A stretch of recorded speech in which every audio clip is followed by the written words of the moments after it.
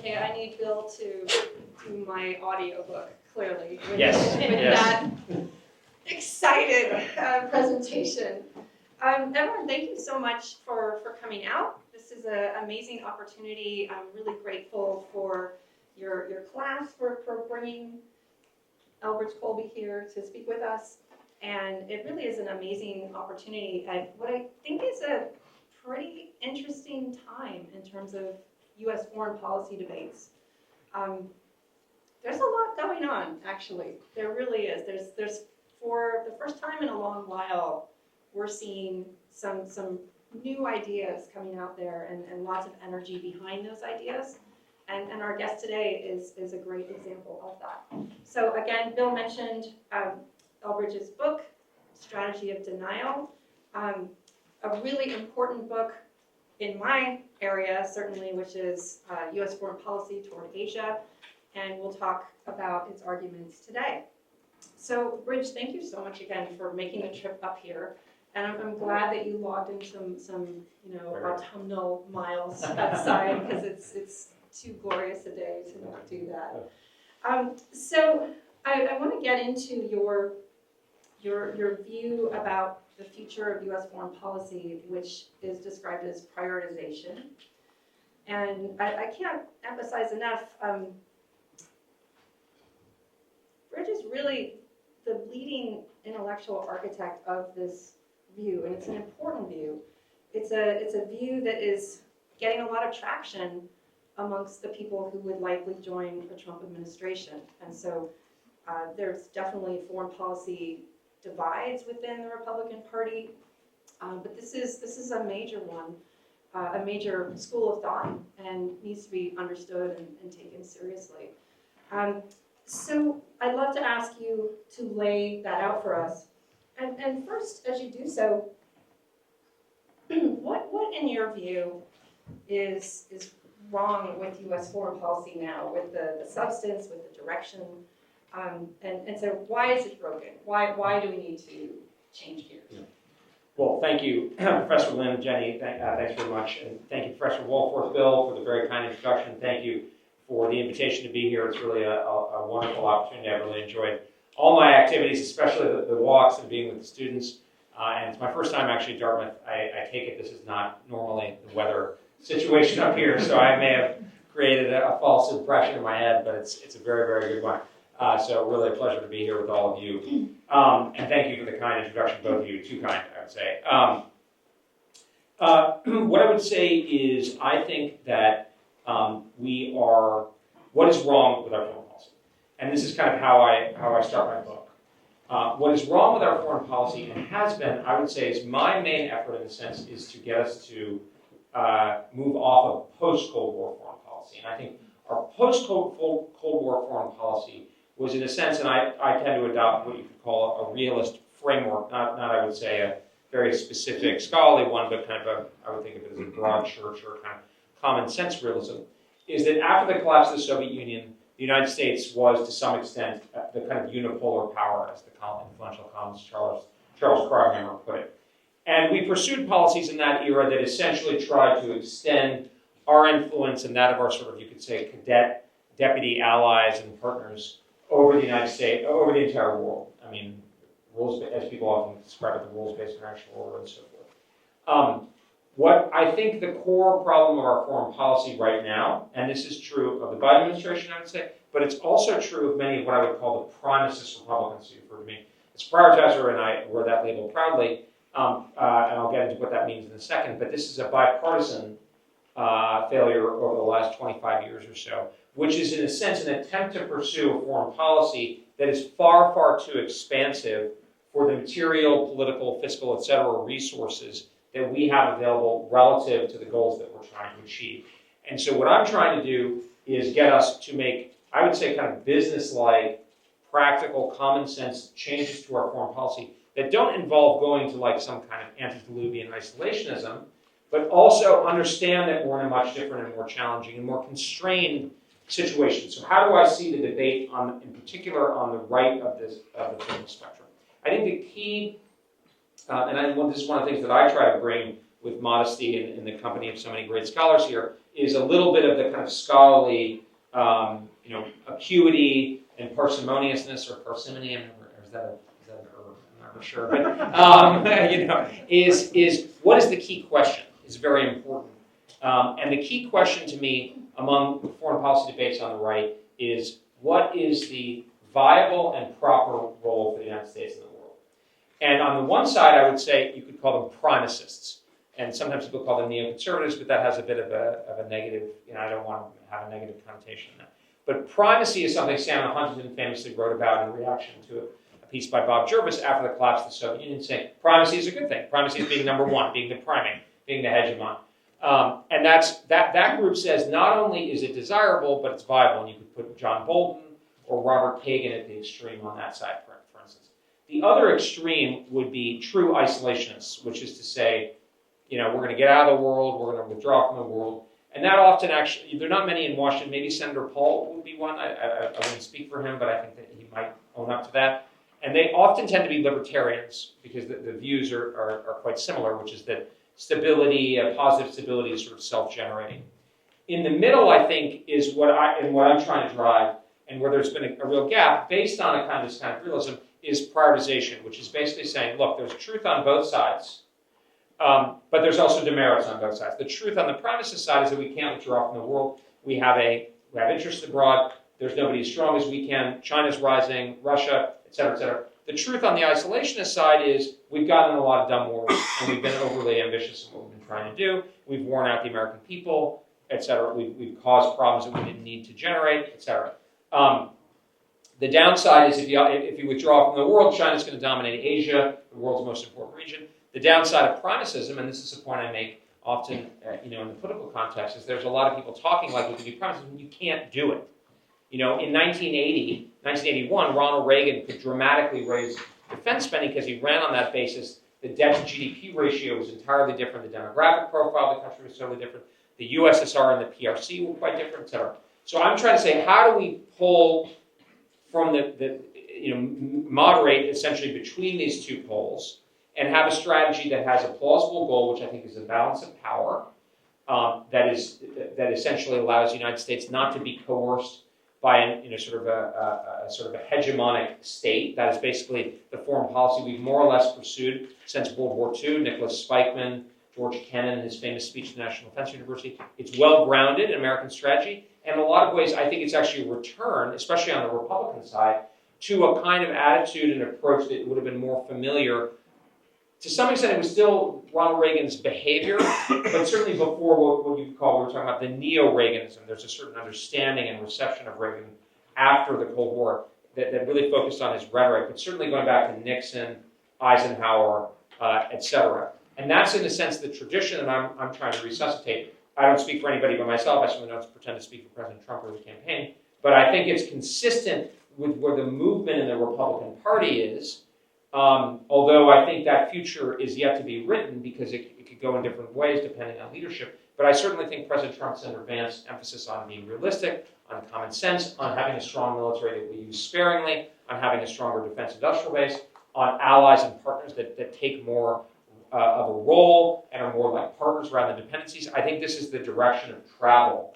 But the critical point, and this I'll end here and apropos of my book, is the pace and scale of what happens is so vital because I believe it's objective, essentially empirically true that China's preparing for war, and we do have the possibility of a multi-front war, the possibility of World War III in the coming years. We are not prepared. We cannot get prepared as quickly as we would want to do multiple things, so we need to prioritize. And my view is the most important thing is to prioritize the potential for a conflict with China precisely in order to avoid it.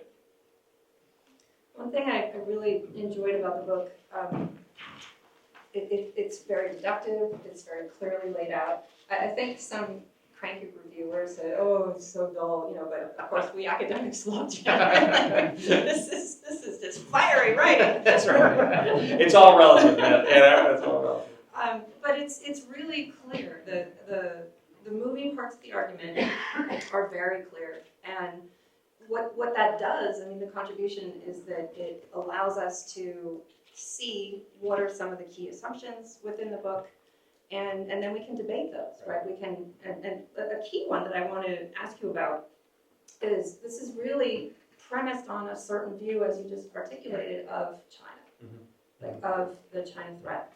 And so I want to dig into that a little bit. What would you say to the argument that China is not necessarily a threat, or that this is exaggerated, right? So there's many people these days talking about Chinese economic problems. They're saying the demographic shift. They're saying Xi Jinping is taking the country in the wrong direction. He should be reforming. Instead, he's doing more repression, right? So that's not good news for China. So there's this argument about the country's economic health. And then there's an argument that just says, China's not the Soviet Union. It's not trying to export a revolutionary ideology around the world. It does seem to want to play a bigger role in its region, which, as you know, is quite strategically important. But it's kind of hard to see China kind of crusading around the world, right? So what do you think of that? Like, just because it's such a central point in your book, that China is a threat that we cannot accept in terms of Chinese hegemony in Asia. Yeah. Well, thank you. No, and I appreciate what you said about the deductive quality, and that's one of the things that I kind of the line I have about my book is that what I try to do is lay out a deductive structure that you can work out and tries to identify the key kind of strategic points and decisions and kind of emphases that the U.S. foreign policy should have, the interests. But actually, others may use my own strategic, not mine, but like the strategic framework to arrive at different conclusions. An example I sometimes use is I was a supporter of the withdrawal from Afghanistan. I still think it was basically the right idea. But somebody could say, well, you could have kept some more forces and maybe asked for a little bit more money, or actually the issue of Taiwan's defense itself, which is I've been an advocate for if we can do it at a reasonable cost and risk. But others might make an argument and say that you could pursue this strategy more profitably and securely and at a better cost without trying to contest China's control over Taiwan. To me, that's a sort of a relative cost-benefit matter that is becoming more of an open question, certainly. But I think that's one of the things I try to do. So I don't pretend to be the master of how you apply it. I have sort of the kind of two lines of my basic argument that I make in the public. The second one, in a sense, I think I'm right, apropos what you're talking about. But I think it's arguable is that Asia should be our priority, and we should focus on it and deal with it. The first part that I think is, in a sense, is the critical starting point for serious discussion. I continue to be dismayed, especially in the Washington conversation, about how we're not really grappling with that, is that we live in a world of hard choices and scarcity, if you use an economics term. And we need to grapple with that and realistic. So some people say, oh, Bridge, we can't do this in Ukraine or this in XYZ in the Middle East because that would be, well, tell me how you're going to deal with the problem. And it's distressingly rare to see how people are. And that, I think, trying to, if I can do almost nothing else, inject more emphasis and calling out, like, people need to get real about this. Applauding the Japanese for leisurely pace, maybe getting to 2%. By the year Xi Jinping has instructed the PLA to be ready for an invasion of Taiwan. That's not enough. So your specific question about China is a great question. So there's one form of the argument, which is the sort of China doesn't have these intentions. And I'm a realist, so I say intentions change, and what I have to pay attention to is strength, and what I can ascertain deductively as what their interests would be if I were sitting in their shoes as a rising great power. And that, I believe, that analysis of China over the last 40 or 50 years has done much better, actually, than people who are very focused on the past in China. Not to say that area and regional expertise isn't very important. It is. But if you had looked at the norms that had guided China, certainly since the end of the Mao era, you would have been continually surprised by China's behavior. Whereas if you look at it more from a geopolitical realist point of view, you would not have been surprised because it has a natural incentive as a rising great power to try to strive towards greater influence and ultimately hegemony if it can do so at a tolerable cost and risk. I think the other point, and Professor Wolfworth and I have made compelling arguments in this, about how strong China's economy is, and this is very...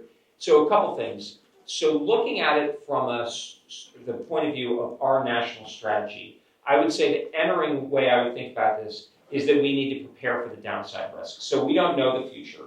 What we do know is that China is one of the two largest economies in the world. It's going through very serious economic headwinds right now, but it, you can't count it out. And frankly, if you've been to places like Japan or South Korea or Taiwan or Singapore, etc., you have to wonder to yourself, I think there's a possibility that it could continue growing even at a more moderate rate. And then if you also look at what matters for, God forbid, a potential conflict, even if the market, value of Chinese firms and so forth has declined, the production capacity of the Chinese economy is astounding and orders of magnitude above what we can do. And so that basically means to me, we are better off if we have like a XY thing, we're better off preparing for potentially doing more effort to prevent a catastrophic defeat in the most important theater by our primary rival, rather than betting on winning and sort of strategically winning the lottery. I also will say I tend to be, and this is something where I try to be characteristically modest, but I think the Chinese are likely to, continue to grow at some level. We went through major financial crises in the highest growth period in the 19th century, early 20th century.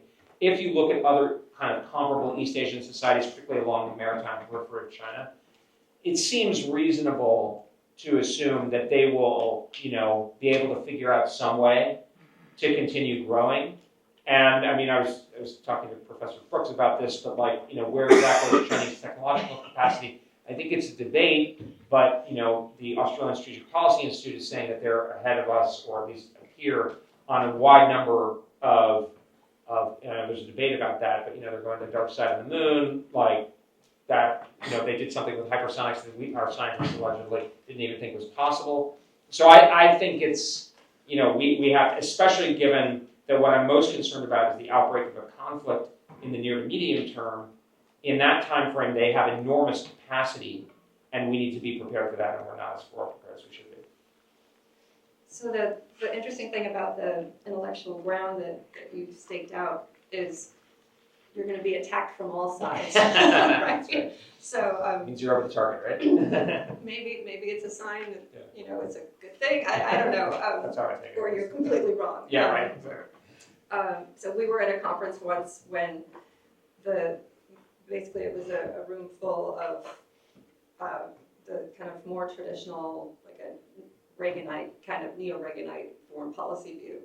And it was, Bridge sitting there, and everybody was just like, here's why you're wrong. And then I wanted to ask from the other side, which again would find a lot to critique here too, from the progressive foreign policy lens. And so here, progressives would say, you've got this kind of abstract thing about Chinese influence in Asia and regional hegemony, and it's very abstract when right now we have this very concrete national security threat and global security threat, which is climate change. And that we can see this when we turn on the news and the flooding that we see. We can see this in so many dimensions in the deprivation that many people are experiencing and so on. And so they would say that's the threat that we should really be worried about. And if we want to do anything about that threat, the key country for us to partner with is actually China. Again, one of the second largest economy in the world. And we're not going to make any headway on this incredibly challenging and important climate change issue unless we are partnering with China. And so they would say, you're walking into a fight, like at best a Cold War, maybe a hot war, when what we should be doing is actually not being worried about kind of the Game of Thrones in East Asia, but this much more modern and much more real threat. Well, I'm not an expert on climate change and environment, at least. I probably have a somewhat different view. Well, I'm sure I have a somewhat different view than the kind of people you're talking about, but conceding that climate change is a challenge that we need to address and look at. A couple of things. I think we will actually, like, even on those own terms, I don't think that approach actually works. Like, for instance, John Kerry has tried out that approach, and it actually has not worked in terms of getting the Chinese to do the things that we want. Like, they're continuing to build coal-fired power plants and so forth. So I think the basic problem is that the model of we need to be partners isn't actually how it works. And like, because the Chinese are thinking geopolitically, right, and acting. And not because they're like bad and we're good, although I think our system is better, et cetera, or whatever, but like, it's because they are looking at their interests and, for instance, their point of view, and I try to be sensitive to China's own narrative and kind of have that strategic empathy, is like, well, China's like, well, wait a minute, you're the guys who polluted the environment for 200 years after you like totally took advantage of us in the Opium War and the, back to the British and the Japanese and blah, blah, blah, and, fomented the Civil War. So like, Crimea River, now it's our turn to develop. So there's like another sort of, there's the climate change thing, but what about the human, we need to develop? There's still people, hundreds, millions and millions of people living in poverty in China, which is also, a fair point, right? So, you have to acknowledge and respect what China has achieved in terms of lifting hundreds of millions of people out of poverty. Now, a lot of it has to do with WTO and all that kind of thing, but like, you have to give them credit for that. So I think the best position we will have to negotiate on these issues with China is from a position of relative strength in a balance of power position. I mean, the analogy or the kind of issue that I'm particularly concerned about, that would be like speech.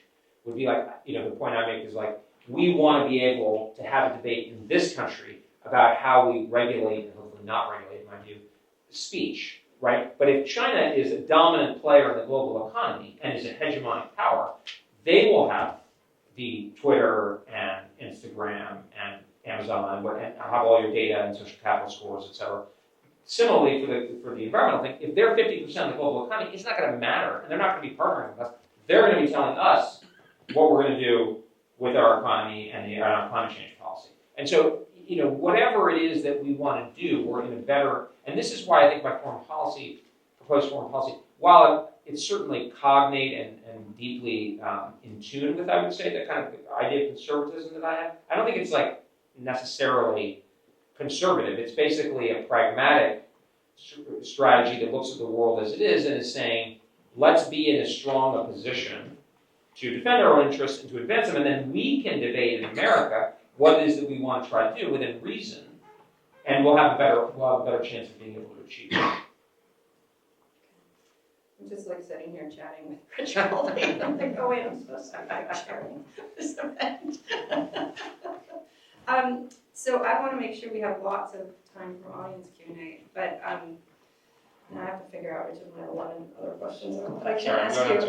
Why don't I ask you this? So the strategy you're talking about has really big implications for certainly for what we will expect in terms of cooperation from partners in Asia, right?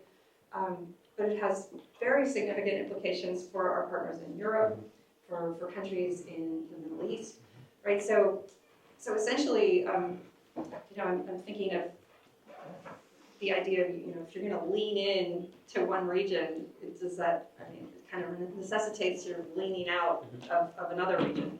And so just kind of paint us a picture of how this would, because it seems like it's a big transformation, right? It's a big transformation that certainly the European partners are quite worried about, and claiming is disastrous, right? So they claim that they're not acting like that. If they were actually thought that, they would be all spending 5% like the Poles are. So they're going through the stages of grief, honestly. But yeah, I mean, I think look, we're dealing with the first, sort of at least arguably pure economy for the United States in 150 years. For the time we passed, it was interesting actually. Not that he's a big boy, but Robert Kagan made a very telling error in a piece about a year and a half ago in the Wall Street Journal Weekend Edition, where he said that actually China was a much smaller power relative to the United States than the three Axis powers were during World War II, and actually it was the reverse. The United States alone was larger than all three Axis states, and we were allied with the British Empire and the Soviet Union. Whereas, if you use purchasing power parity terms, China's a larger economy than the United States. I believe China uses something like twice as much electricity as the United States. I mean, you can check my facts on that, but I mean, that gives you a sense. So I think, again, getting back to kind of my first core argument is like, we're in the world of tough choices, right? So anybody who's saying, and this is what's so frustrating in the Washington debate, and it's much better debate, I think, in the scholarly community, is like, yeah, it's going to be, I'm not saying it's not bad, I'm not saying it's not a problem, but what's your alternative?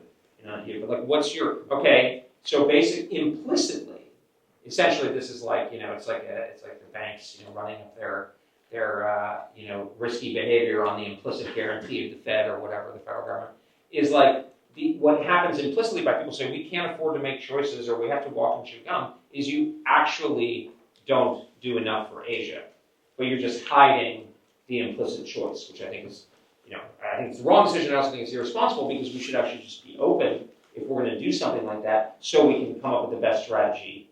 I mean, my good friend and partner Wes Mitchell has written a piece calling for us to put Europe first. I disagree with that, and he made a case for it. But that's an argument. At least he's being open about it, right?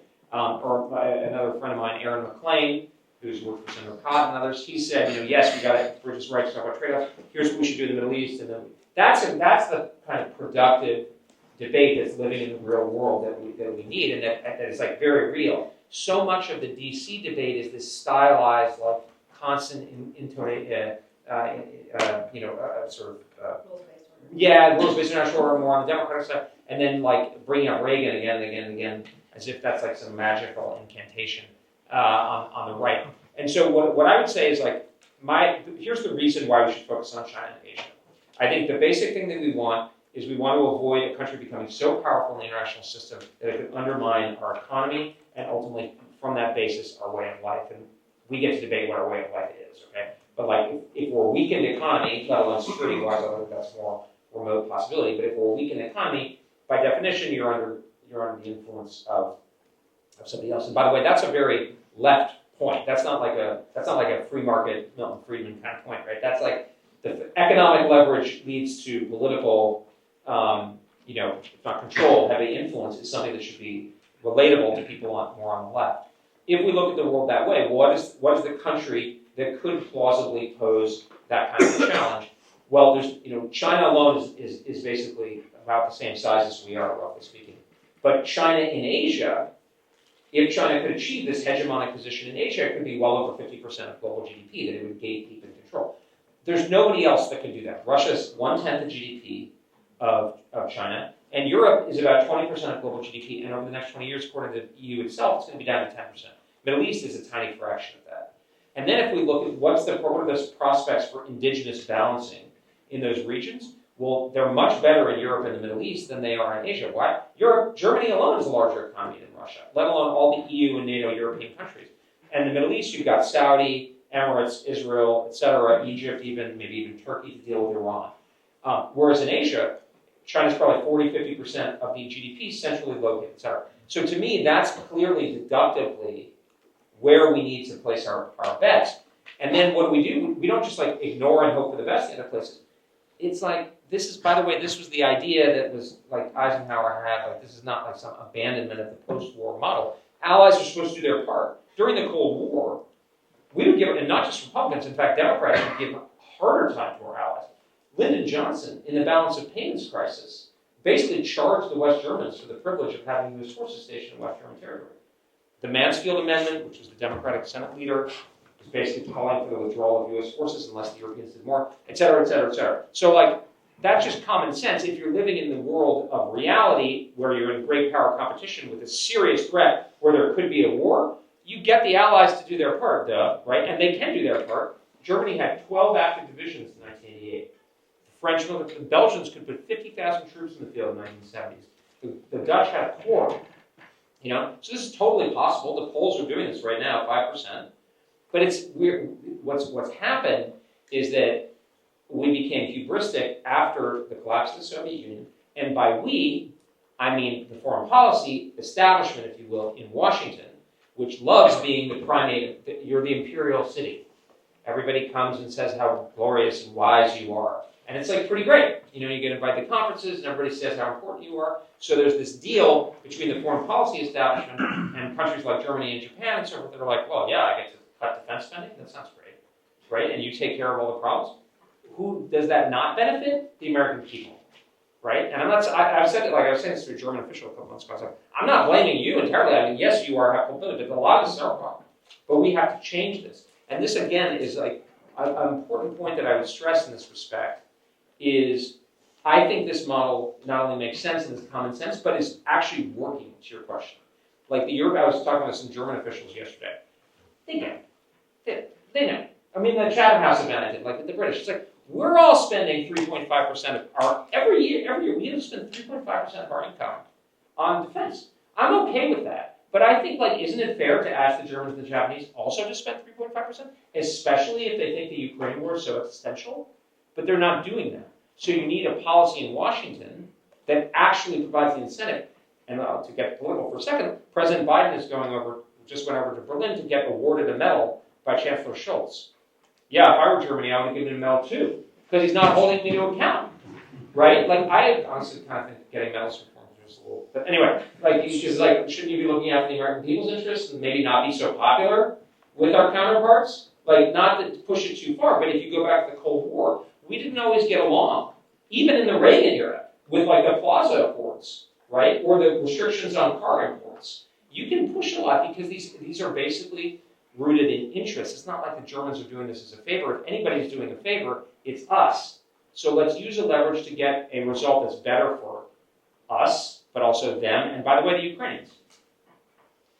So I want to make sure we turn this over to the audience because, you may have said a couple of interesting things. I mean, again, I just find this a really useful way to lay out the foreign policy problems and options that we have going forward. So the first argument that you can say is this idea of scarcity, right? That this time is different. This time, for a variety of reasons that we went into briefly, but we don't have time, sadly, to get into further, related to the state of American finance, related to changes in the population, related to the world, like China's rise and so on.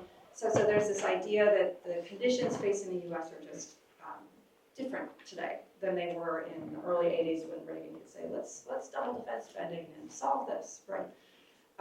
So that's one kind of locus of debate, right? Like, is it really different? Like, aren't we being defeatist, right? Like, put on that white cowboy hat, solve that problem. So are we in that situation? And so that's one question of debate that I don't think we've debated enough because we're never really taught, and we don't have foreign policy debates in terms of choices, right? We're just like, sure, we'll go fight that war, or sure, send another $1 trillion there. But just the contribution of adding in that scarcity element is important. And then the second element, which is, again, if you first accept the scarcity, the need to prioritize, what do you prioritize, right? And so you've made your argument about here's why China is the most important thing. And you mentioned your colleagues talking, no, actually it's Russia, or maybe it's the Middle East. So those are all places where we could kind of push in and debate this. Who would like to ask a question? Oh, hey. My students have shown up. Excellent. Go ahead, Shane. Thank you, President and Mr. Colby, for that. Two-part question. The first one is, if there are two broad pictures to achieve your strategy for now. The first one, option A, you can significantly reduce the commitment in Europe and maintain a basic status quo in East Asia, which is already kind of like containment. And option B, you can significantly push harder in East Asia and maintain a status quo, maybe moderate reduce the commitment in Europe. Which one would you go and why? And the second part of the question would be, like, arguably speaking, one major development in our era is AI, and how would you think that emergence of new technology would impact our conception of grand strategy in the future of your strategy, but now in particular? Thank you. Thank you. No, great questions. I mean, I think your first question, if I understood it correctly, I think we have to look at it in the terms that Professor Lind is rightly putting it, which is this scarcity issue. The one thing I would say, just to key off, there are these foreign policy debates, but so many of the foreign policy people will just go in the Wall Street Journal or the Washington Post and just say double defense spending.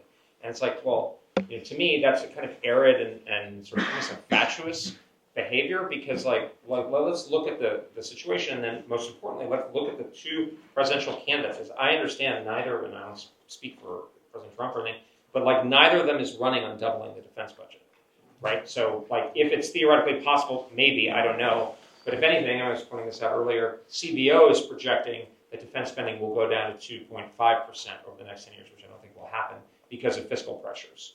And Speaker Johnson, for instance, who was instrumental in the passage of the last Ukraine supplemental, and said that another one is unlikely, he said at the Hudson Institute, which is one of the temples of the premises, is the number one threat to American national security is the debt.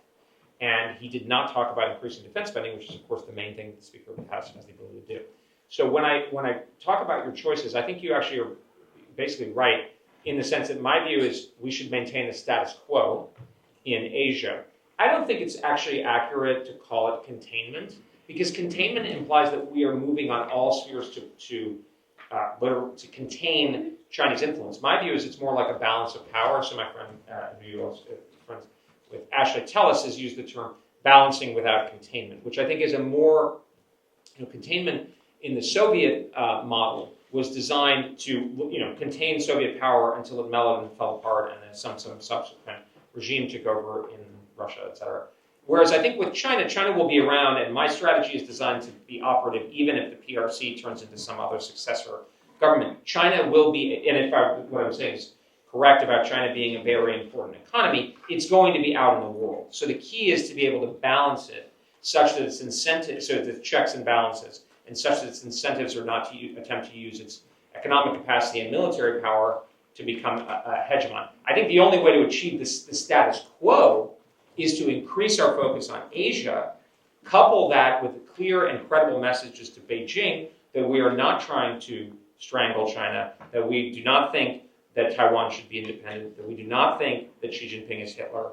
Yet many of these things are all said, unfortunately, but that's one of the things that I communicate. So, and I think the Chinese who are watching understand that the strategy that I'm advocating for is a kind of realistic, more, again, Eisenhower, Nixon, Jim Baker type strategy that they can reckon with and deal with. They might not like it, but they can deal with it. So the other, I'm not sure, I think if we increase effort in Europe, we, by definition, will expose ourselves in Asia. And if I were in China and preparing for war, that would be pretty attractive to me, so I don't want to give them that incentive. Let's take another question. Should I answer the AI one? No, I can find him later Okay. and ask him about AI. I'm not going to say that. That's what we're. I think that's what we're doing. I'm not saying I'm not saying we shouldn't be worried about this problem. We should credibly communicate to the Chinese, and both by words, but also by how we operate. But I think they can. I think they can ascertain that. Well, folks, I want to thank all of you for coming this evening. I want to thank those people who posed those excellent questions. I want to thank our online audience. Of course, I want to thank my colleague Jennifer Lind and our guest Elbridge Colby for sustaining a fascinating conversation. So please join me again.